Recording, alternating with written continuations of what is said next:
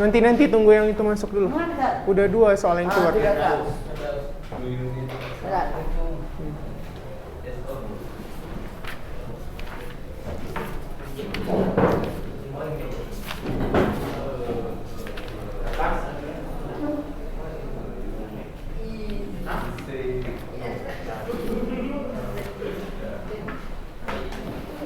Oke, Assalamualaikum warahmatullahi wabarakatuh. Kemarin udah disalin nggak yang catatan di grup itu? Catatan yang di grup udah disalin nggak? Udah. Coba lihat.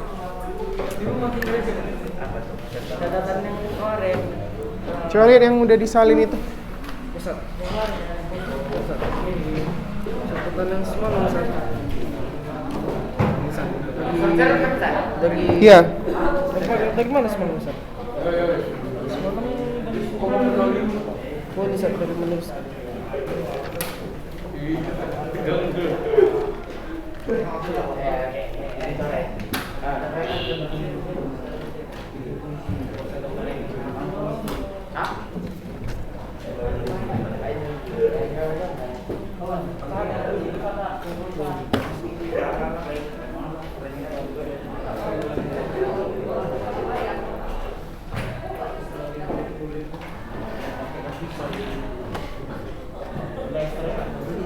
Ini kalian mana yang maaf absen itu ada nggak? Belum dikasih ya? Oke, yang udah nulis catatan terus belum ada kumpul di WA, coba kasih ke saya biar saya paraf. Udah, sini.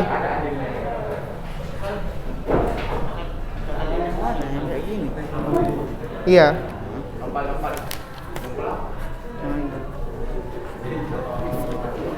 Yang ini kan? Iya, ini kan sama dia satu apa?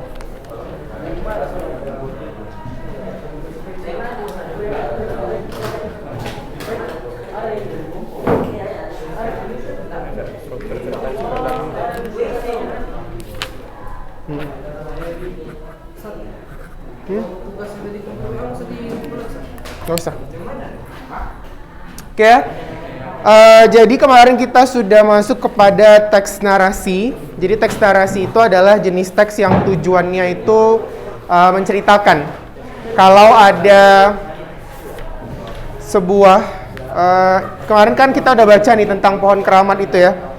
Nah, jadi pohon keramat itu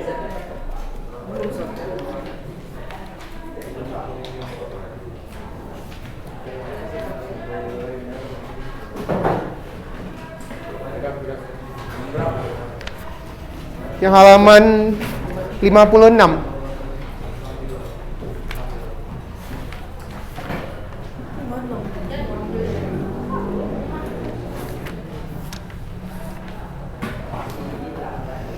Nah, itu tentang pohon keramat. Ceritanya ada dulu orang yang melawan Belanda terus hilang di gunung itu gitu. Terus orang-orang percaya dia ninggal di gunung itu sampai setiap orang yang berusaha masuk ke kampung itu kalau tujuannya jahat bakal diambil katanya sama si Jayasati. Jayasati ini katanya pejuang waktu di zaman Belanda. Terus Jayasati ini masuklah ke sebuah gunung namanya Gunung Beser kalau di cerita cerpen ini. Terus gunung itu setiap saat itu mengeluarkan air, terus itulah yang membantu penduduk itu supaya bisa bertani gitu. Rupanya suatu saat kalau udah nggak takut lagi kata orang itu udah mulai nebang-nebang pohon di sekitar gunung itu gitu. Akhirnya berkuranglah pasokan airnya gitu. Jadi sebenarnya mungkin cerita yang dibuat-buat terdahulu tentang hantu-hantu terus penunggu-penunggu gunung itu sebenarnya supaya jangan kita merusak hutan gitu.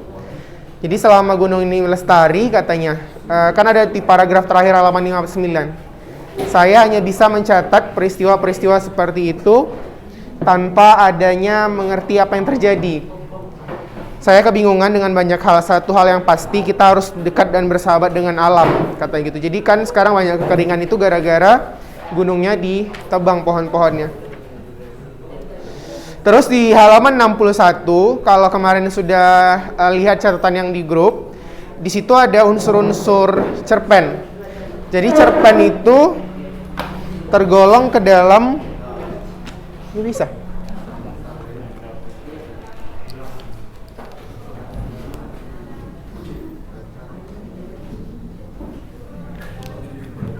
Sini nampak. Ntar dulu, lihat dulu.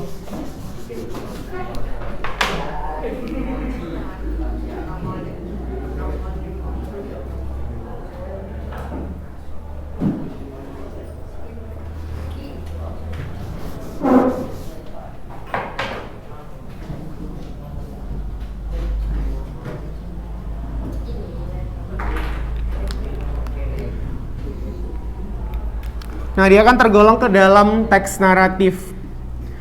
Nah, jadi teks naratif ini kan tujuannya kemarin untuk menceritakan.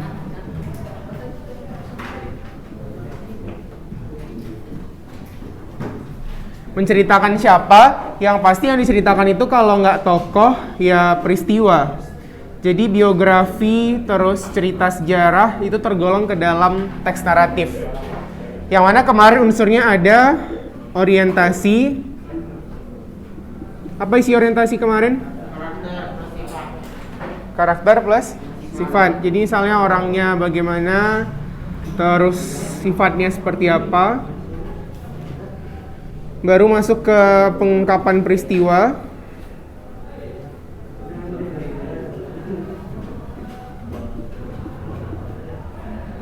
Konflik.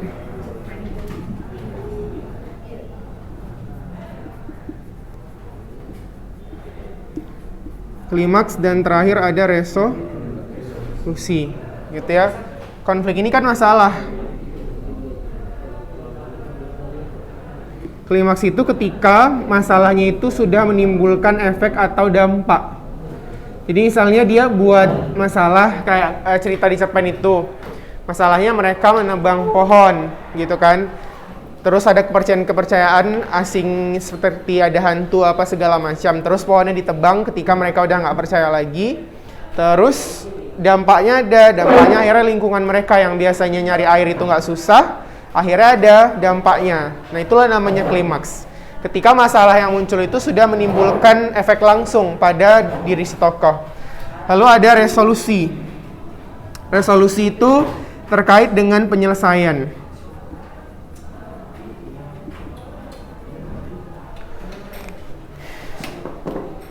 Bentar ya.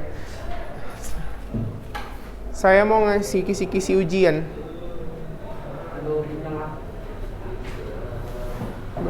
Daripada nanti lupa kan kalau dari WA.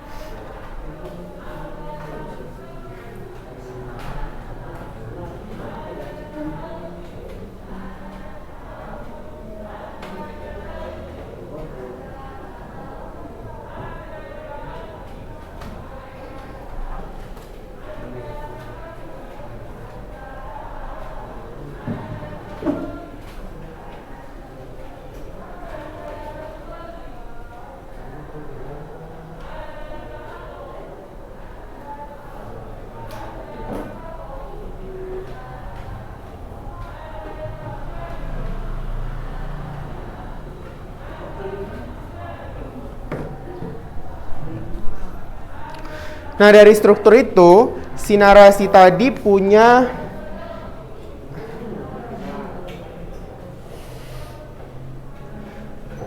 beberapa unsur. Jadi beda struktur, beda unsur. Kalau nanti di ujian ditanya mana unsur, mana struktur, beda ya.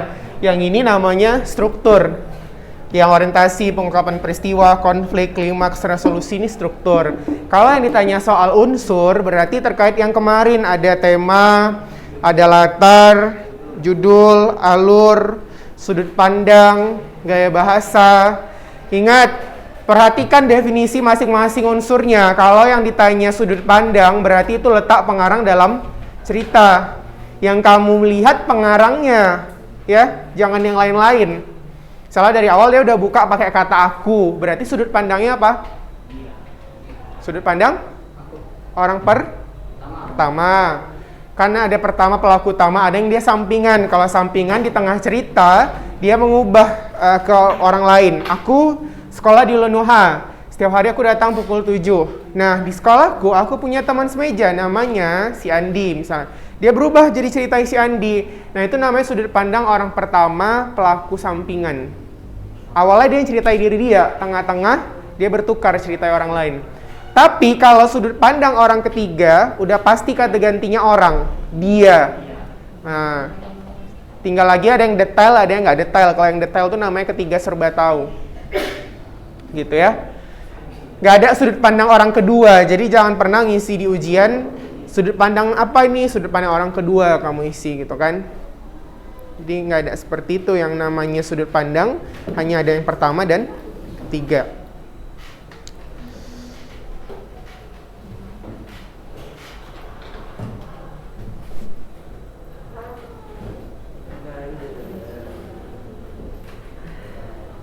Teks yang melaporkan hasil percobaan eksperimen. Kemarin teks ini ya, catat ya kisi-kisi untuk ujian. Buat aja di bawah buku kamu catatan atau di mana. Sekaligus untuk yang di rumah ya. Yang pertama, kemarin kan kita udah belajar teks laporan hasil percobaan. Nah, itu nanti ada definisi teksnya keluar. Apa yang dimaksud dengan teks laporan hasil percobaan, atau misalnya teks yang melakukan percobaan pada peneliti disebut, Anda tahu lah berarti apa gitu kan. Terus nanti ada unsur dari teks laporan hasil percobaan. Kemarin strukturnya apa aja? Yang pertama definisi teks laporan percobaan. Kemarin kan udah pernah dicatat ya, definisi teks laporan hasil percobaan.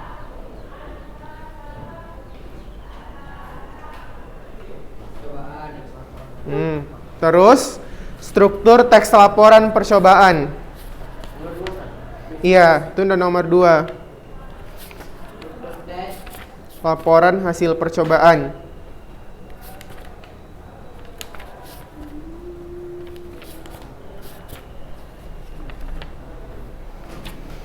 Itu ada di halaman 21 kemarin buku paketmu. Langsung aja buat di sampingnya, strukturnya ada pernyataan umum dan uraian. Jadi jangan diisi yang udah jelas bukan. Misalnya ada pilihannya uraian, penutup, pernyataan umum, interpretasi. Kalau yang nggak ada di struktur, jangan lagi kamu isi yang itu, udah pasti salah. Berarti antara pernyataan umum dengan uraian. Pernyataan umum kemarin selalu cirinya ada definisi atau kata kerja definitif seperti merupakan, adalah, ialah. Kalau udah ada kata itu nggak usah dibaca lagi soalnya udah pasti itu pernyataan umum. Tapi kalau dia mendeskripsikan bentuk, warna, ukuran, terus tinggalnya di mana, berdarah apa, terus dia misalnya tipe hewan apa kalau kelelawar itu gitu, berarti dia udah pasti uraian. Nah, gitu aja. Terus istilah teknis yang nomor 3. Iya, istilah teknis. Apa kemarin istilah teknis? Kalau udah lewat 1 minggu hilang semuanya gitu ya. Ulang lagi. Orang di rumah nggak dibaca, baca makanya di rumah bukunya. Hah? Apa artinya? Ya kan sambil mengingat, jangan nanti semua di ujian. Istilah kata teknis. Iya. Bidang ilmu. Iya, bidang ilmu. Jadi carilah sesuatu yang merujuk pada bidang ilmu seperti fotosintesis, mamalia, oksidasi, gitu-gitu ya. Gitu maksudnya. Istilah teknis sama kata teknis itu sama. Yang keempat, konjungsi. Konjungsi atau kata hubung. Ya, dibaca-bacalah itu. Konjungsi yang menyatakan tujuan apa? Konjungsi yang menyatakan pertentangan apa? Kan ada kemarin kita catat kan? Makanya bukunya jangan ganti-ganti. Itu aja. Ini ada yang setiap masuk bukunya baru lagi gitu kan. Halaman pertama lagi gitu.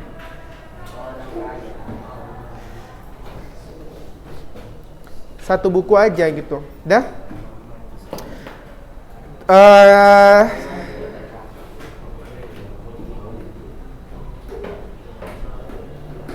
Terus kalimat yang menggunakan kata kerja aksi atau aktif. Apa kemarin imbuhannya? Me sama di. Me sama ber, ya kan? Kalimat yang menggunakan kata kerja aksi. Jadi lihat aja langsung ke kalimat yang predikatnya berimbuhan me sama ber.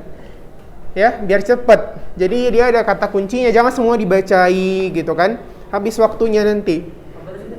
Kalimat yang berimbuhan me sama ber. Itulah yang dikatakan kalimat yang menggunakan kata kerja aksi. Hah? Kata merupakan gitu. Merupakan kan emang kata dasarnya merupakan. Yang misalnya hah? Ber sama me. Misalnya mencuci, memasak, menyapu itu aktif. Berlari. Nah. Bersama. Ya, bekerja itu ber juga dia, cuman dia belajar itu aktif. Jadi kalau misalnya ada kata belajar seperti ini kan ber itu kalau ditambah kata dasar gini rasa dia R salah satu hilang. Jadi memang makanya bentuknya jadi berasa, imbuhannya ber juga.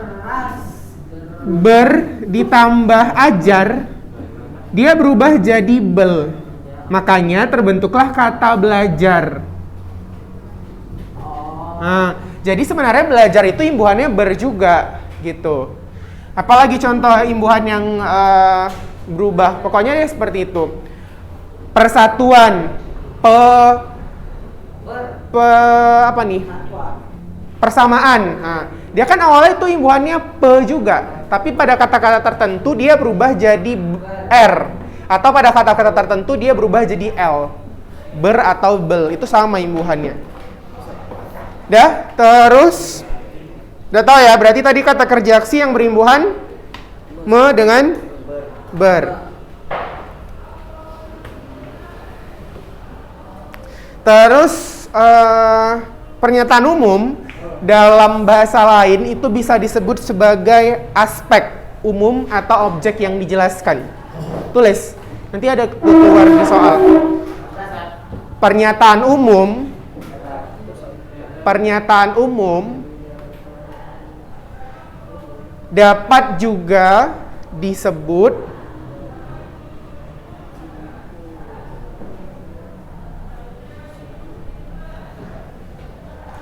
aspek umum atau objek yang dijelaskan.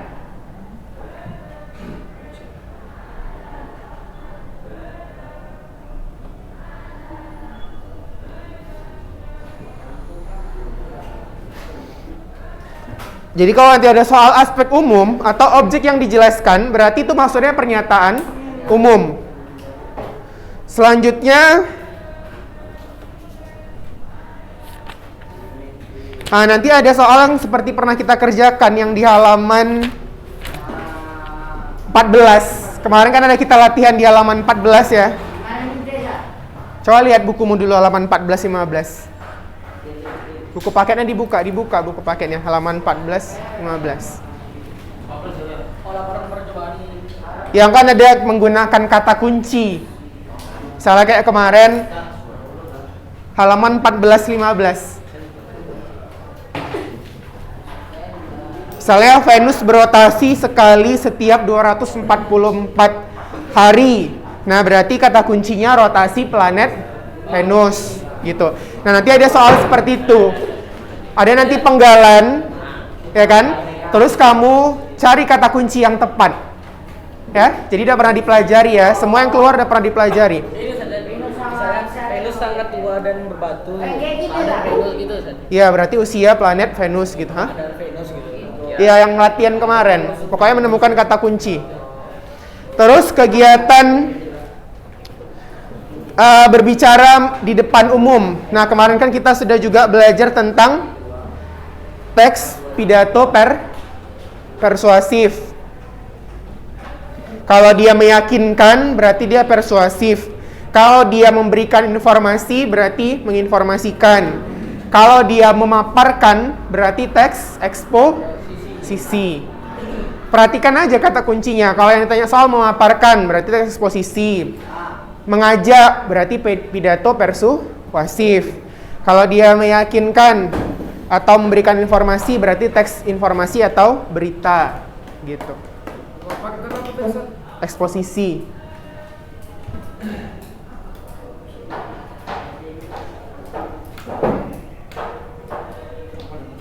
Ya. Terus struktur dalam teks pidato.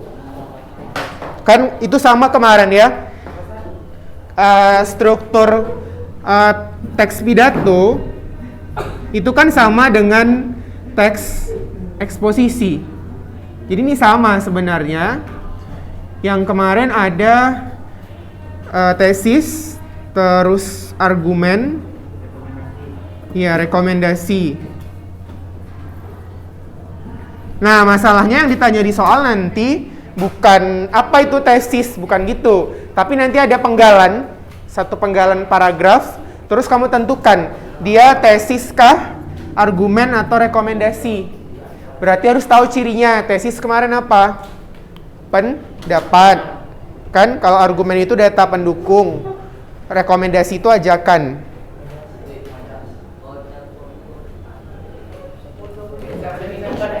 Hah?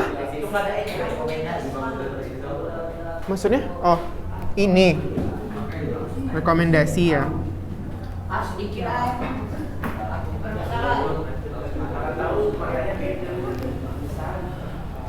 Pokoknya ada penggalan, tahu lah ya kalau dia pembukaan. Misalnya pada kesempatan kali ini saya akan membahas tentang peran pemuda dalam, berarti itu tesis. Tapi kalau kita bisa lihat peran pemuda di masyarakat berupa kegiatan sosial, swadaya masyarakat, berarti itu argumen. Bedakan penggalannya. Terus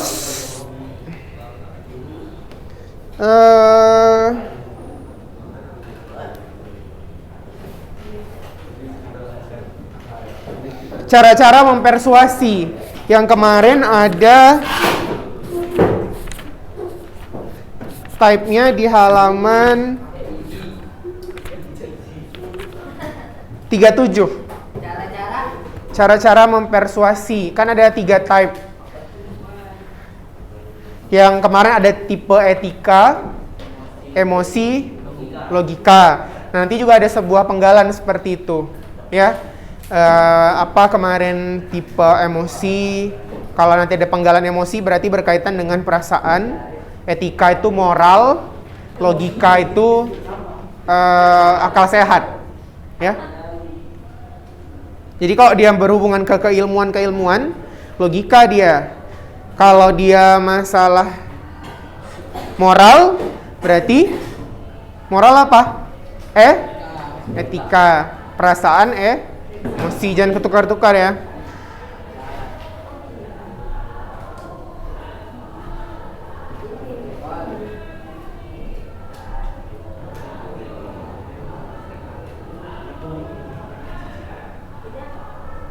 Terus ada kata-kata kemarin yang kita sebut sebagai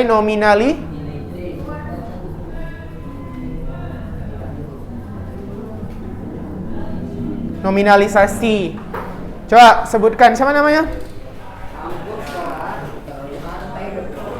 Siapa namanya? Rasya. Coba sebutkan satu kata hasil nominalisasi.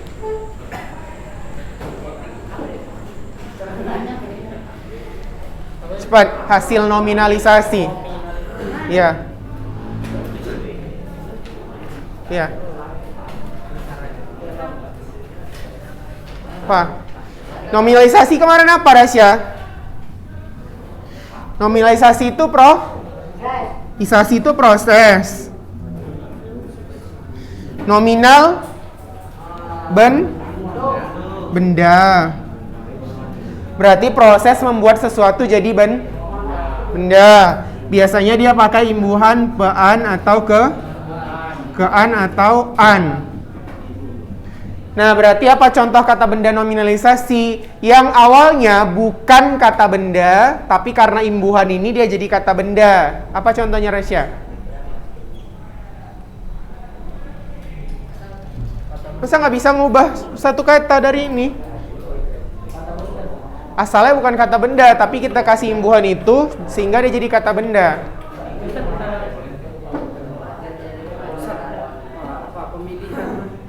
Ya, pemilihan. Pilih kata kerja. Pemilihan jadi kata benda. Nah, itu namanya nominalisasi. Ya, persatuan. Bijaksana kata sifat. Kebijaksanaan kata benda. Nah, itu berarti kata benda hasil nominalisasi.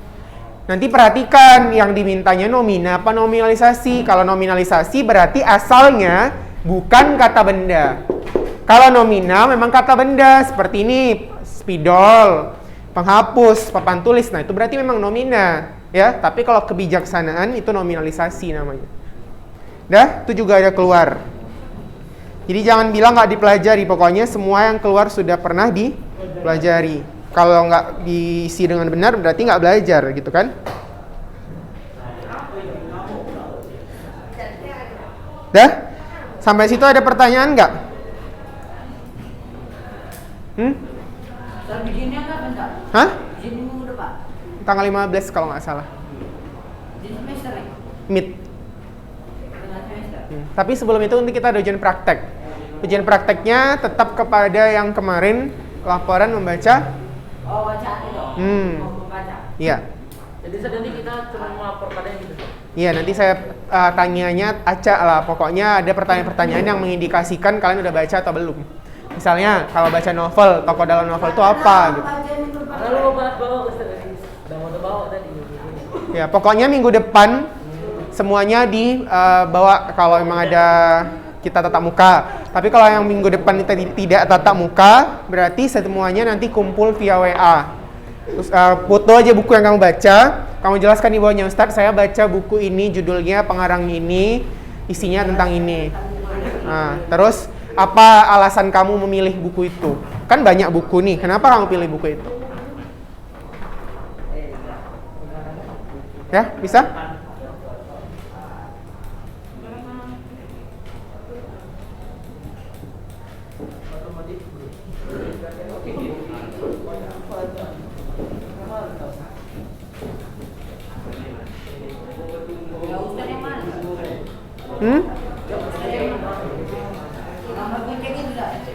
Iya.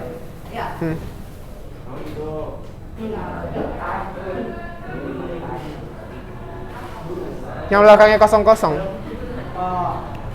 Tapi kalau misalnya kita tatap muka ya langsung aja, nggak usah pakai WA.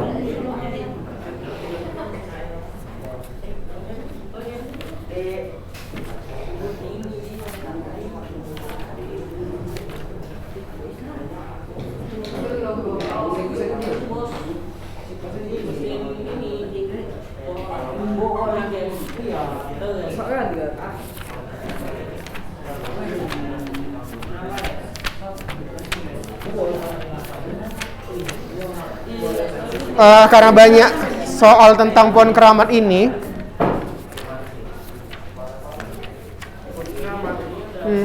coba kita baca aja lah ini. Siapa yang suaranya kuat? Kamu lah dulu, yang dari halaman 53. Nanti halaman berikutnya kita ganti orang.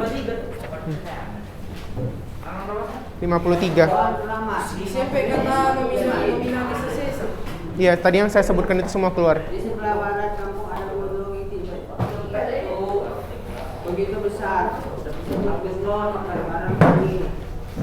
Ya, karena areanya terlalu kecil. Di sebelah tempatnya disebut bukit. Tapi penduduk kampung tidak dulu sampai sekarang penduduknya dengan gunung besar. Meski areanya kecil, jangan tanya siapa saja penduduk yang pernah masuk ke dalam gunung besar. Mereka bergigi hanya membayangkan keangkerannya. Mereka dari kakek-kakek sampai anak-anak bercerita keangkeran gunung besar. Saat penduduk Belanda di kampung saya, ada seorang tokoh yang melawan Belanda dan berjuang sendirian tanpa pasukan. Orang tersebut bernama Jaya Sakti. Dia saja termikot ini menjadi incaran Belanda untuk ditangkap dan dipenjarakan. Yang lain perhatikan ya, nanti soalnya banyak analisis tentang cerpen ini. Jaya Sakti lagi dari kampung sebelum besar dan bersembunyi agar Belanda tidak menimpakan kemarahan kepada masyarakat kampungnya. Bertahun-tahun pasukan Belanda dan Centeng. Centeng tembik mengepung gunung besar, tapi Jaya Sakti tidak pernah menyerah. Pasukan Belanda dengan dipandu centeng-centeng pernah melacak Jaya Sakti ke dalam gunung. Tetapi tidak ada seorang pun dari mereka yang selamat. Kata orang-orang pintar, Jaya Sakti bersemedi dan tubuhnya menjadi pohon. Harum yang baunya dibawa angin ke sekitar gunung. Karena cerita itu dipercaya kebenarannya, tidak seorang pun penduduk berani masuk ke dalam perdebatan gunung besar. Mereka menghormati perjuangan yang pernah dilakukan Mbah Jaya Sakti.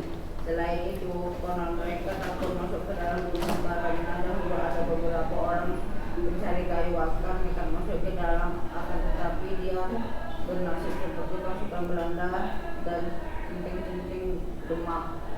Itu tidak bisa kembali siapapun. Oke, cukup. Sambung yang di belakang. Ya.